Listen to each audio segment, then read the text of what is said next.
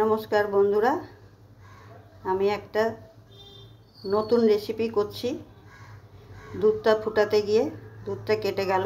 এখানে 1 kilo packet দুধ আছে, তাই জন্য ভাবলাম একটা রেসিপি করে ফেলি, নিরামিষ পনির রেসিপি আমাদের বাঙালিদের মতন। তার জন্য আমার পনিরগুলো নিয়ে নিয়েছি। তার মধ্যে আমি 1 চার চামচের 1 চামচ বেসন দিলাম, একটু গরম মশলা দিলাম, একটু লঙ্কার গুঁড়ো দিলাম, একটু জিরের গুঁড়ো দিলাম, একটু হলুদ গুঁড়ো দিলাম, একটু চিনি দিলাম,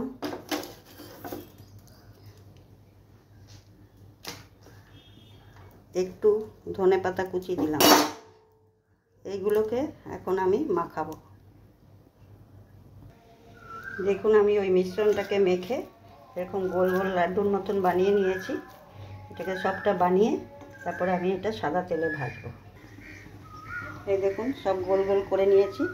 আপনারা যাদের পছন্দ মতন শেপ করে নেবেন, শেপ করে নিয়ে ভাজবেন। কড়াতে সাদা তেল বসিয়ে দিয়েছি, এবার আমি এটাকে ভাজবো। বেশি একসাথে ছাড়বো না, অল্প অল্প করে দেবো আর ভাজবো। দেখুন, ভাজা হচ্ছে, এগুলো তুলছি। যেগুলো হয়ে গেছে সেগুলো তুলে দিচ্ছি।